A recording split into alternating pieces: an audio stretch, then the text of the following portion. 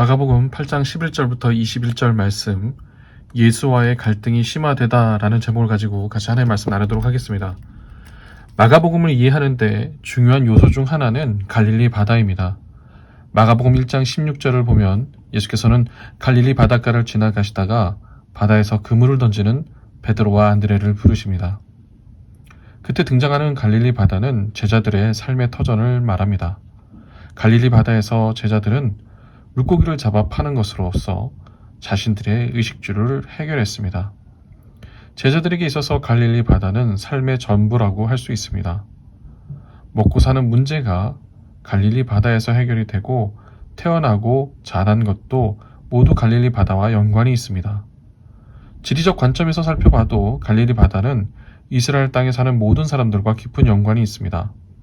저 멀리 이스라엘 북쪽의 골란 고원의 헐몬산에서부터 눈이 녹아 흐른 물이 갈릴리 바다로 모여들고 그 물이 요단강을 건너 사해로 흘러들기에 이스라엘 혹은 가나안 땅에 사는 이들에게 갈릴리 바다는 그야말로 삶의 터전이며 젖줄이라 할 수 있습니다.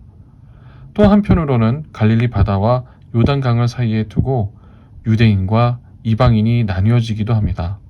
한마디로 갈릴리 바다는 이스라엘 땅에 사는 모든 이들의 삶의 터전이며 삶의 양식이며 생명입니다. 그런 갈릴리 바닷가에서 예수께서는 큰 무리를 가르치십니다. 그리고 배를 타고 바다를 가로질러 바다 건너편으로 여행을 떠나십니다. 유독 마가복음에서는 예수께서 배를 타고 바다를 건너 여행을 떠나는 장면을 자주 언급합니다. 그렇게 바다를 건너는 여행길에서 제자들은 다양한 경험을 합니다. 예를 들어 마가복음 4장에서 씨 뿌리는 비유가 끝나고 난 뒤 예수와 제자들은 갈릴리 바다 한가운데서 거센 바람을 만납니다. 그런데 갈릴리 바다가 삶의 터전인 제자들은 정작 삶의 터전에서 무기력한 모습을 보입니다. 결국 거센 풍랑 속에서 제자들은 아무것도 하지 못하고 예수께 우리가 죽게 되었는데 왜 선생님은 아무렇지도 않으십니까? 라고 말합니다. 제자들의 항의를 들은 예수께서는 바다를 잠잠하게 하십니다. 그런데 바다를 잠잠하게 한 기적을 본문이 말하고자 한 것은 아닙니다. 우리가 그 본문에서 주목해야 될 것은 예수의 말씀입니다. 바다를 잠잠하게 한 사건에서 예수께서는 제자들에게 왜 무서워하느냐?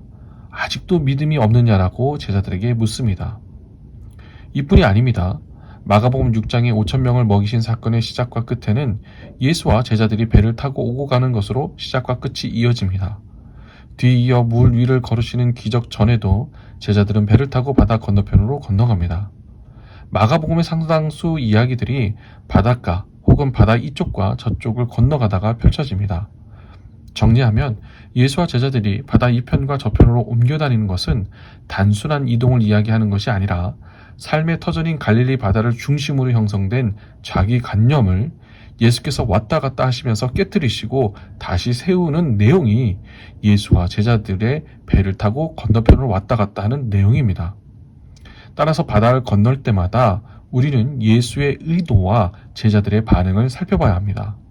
그리고 우리도 바다를 건너며 예수의 말씀을 깊이 묵상하며 우리 스스로의 자기 죽음이 필요합니다. 오늘 본문도 그 관점에서 살펴보도록 하겠습니다. 마가복음 8장 10절입니다. 11절이 시작되기 전 예수께서 바리새파 사람들을 만나시기 전 예수께서는 제자들과 함께 배에 올라 달마누다 지방으로 가셨습니다. 달마누다 지방으로 가시기 전 예수께서는 5,000명을 먹이신 기적과 기먹고 말 더듬는 사람을 치유하신 기적과 4,000명을 먹이신 기적을 연달아 베푸셨습니다. 모두가 이사야서에서 이야기하고 있는 메시아의 표징입니다. 그런데 예수를 만난 바리새파 사람들은 예수를 시험하고 하늘로부터 내리는 표징을 요구합니다. 다시 말해서 바리새파 사람들은 하늘로부터 내리는 표징을 이미 보았음에도 불구하고 예수를 거절하는 것입니다. 그렇다면 바리새파 사람들은 왜 예수를 거절했을까요? 자신들의 관념에서 이미 결론 내리고 있기 때문입니다. 이미 예수께서는 마가복음 4장 11절과 12절에서 말씀하셨습니다. 너희에게는 하나님 나라의 비밀을 맡겨주셨다. 그러나 저 바깥 사람들에게는 모든 것이 수수께끼로 들린다. 그것은 그들이 보기는 보아도 알지 못하고 듣기는 들어도 깨닫지 못하게 하셔서 그들이 돌아와서 용서를 받지 못하게 하시려는 것이다. 완고한 완고한 자신들의 관념이 예수를 보고 들어도 예수를 그리스도로 영접하게 하지 못하는 것입니다. 결국 이렇게 자기 관념에 사로잡힌 사람들은 아무리 복음이 전해져도 구원받지 못합니다. 이 이야기가 예수께서 13절에서 제자들과 배를 타고 가기 전에 이야기됩니다. 다시 말해서 앞에서 벌어질 예수와 제자들의 갈등 이야기를 하기 전 바리새파 사람들과 연관된 이야기를 미리 마가복음은 하고 있는 것입니다. 만약 제자들이 바리새파 사람들과 똑같다면 어떻게 되겠는가, 그 이야기를 하고 있는 것입니다. 이제 예수와 제자들의 이야기도 똑같이 진행됩니다. 마가복음 8장 10절에서 예수와 제자들이 배를 타고 바다 건너편으로 간 것처럼 마가복음 8장 13절에서도 예수와 제자들은 배를 타고 바다 건너편으로 갑니다. 예수와 함께 바다 건너편으로 간다는 것은 내 관념이 깨어지는 것을 이야기합니다. 예수의 말씀을 듣고 삶으로 살아낸다는 것은 내가 갖고 있는 관념을 깨뜨리고 말씀 앞에 나를 활짝 여는 것을 의미합니다. 다시 본문으로 돌아가서 예수와 제자들은 바다를 건넙니다. 바다를 건널 때마다 제자들은 자신들의 관념을 깨뜨려야 합니다. 그런데 배를 타고 나서 제자들의 관심이 있는 것은 빵을 가져오는 것을 잊은 것에 있습니다. 아쉽게 우리 번역에는 빵이라고 단수처럼 표현되어 있지만 원어를 살펴보면 복수입니다. 즉 제자들은 빵들을 가져오지 못한 것에 안타까워합니다. 하지만 빵이 없는 게 아닙니다. 마가복음은 배 안에 빵이 하나 있다고 말하고 있습니다. 하지만 제자들이 원하는 것은 빵 하나가 아닙니다. 빵들입니다. 더 많은 빵이 있어야 하는 것입니다. 제자들의 관심이 바리새파 사람들이나 당시 권력을 갖고 있었던 헤롯의 사람들과 큰 차이가 없는 것입니다. 마가복음 6장 52절은 제자들의 마음이 무뎌져 있었다라고 말합니다. 빵이 하나 이미 배 안에 있습니다. 자신들이 갖고 있는 것이 있습니다.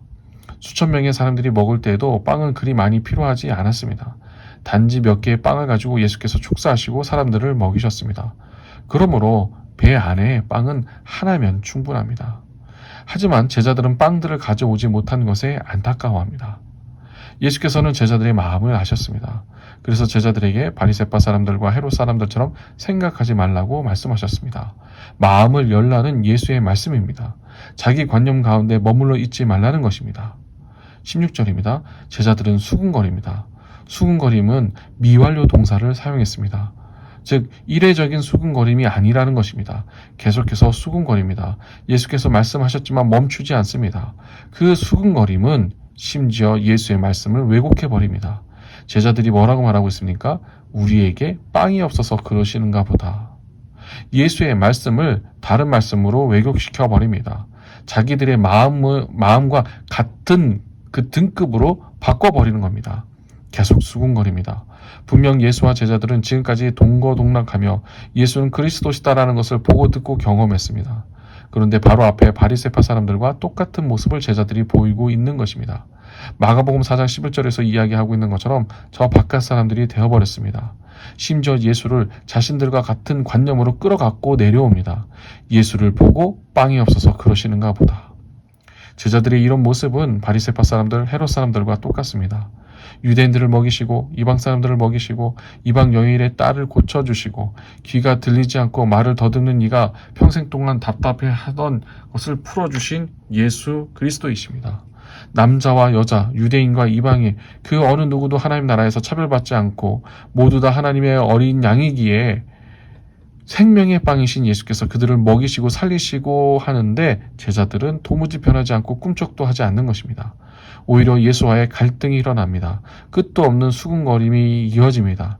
빵이 없어서 그러시나 보다라고 말합니다. 마가복음은 제자들의 이런 모습을 통해 마가복음을 읽고 있는 독자인 우리에게 말을 걸어옵니다. 지금 독자인 여러분의 모습이 바로 예수와 빵 때문에 갈등하고 있는 제자들의 모습이 아닙니까? 라고 말하고 있는 것입니다. 17절에서 예수께서는 제자들의 마음을 아셨습니다. 그래서 너희들이 빵이 없어서 수군거리느냐? 바꿔 말하면 오늘 말씀을 통해 왜 내가 예수와 갈등을 일으킬까? 왜 예수께서 말씀하신 대로 삶을 살기 어려울까? 그 안을 가만히 오늘 말씀을 통해 살펴보시기 바랍니다. 왜 내 안에 수군거림이 사라지지 않는가? 그런데 예수께서는 제자들에게 바리새파 사람들과 완전히 다른 모습을 보이십니다. 마가복음 8장 12절의 바리새파 사람들에게는 깊은 탄식과 함께 아무런 표징을 받지 못할 것이라고 말씀하셨습니다. 제자들도 바리새파 사람들보다 잘난 것이 하나도 없습니다. 그런데 본문을 보면 예수께서는 계속해서 제자들에게 말을 거십니다. 왜 수군거리느냐? 너희의 마음이 그렇게도 무디어 있느냐? 마음을 살펴보라는 것입니다. 그 수군거림의 이유가 무엇인지 살펴보라는 것입니다. 형제자매 여러분, 예수의 말씀과 갈등이 일어나면 가만히 수군거림의 이유를, 내 마음속의 수군거림의 이유를 헤아려 보시기 바랍니다.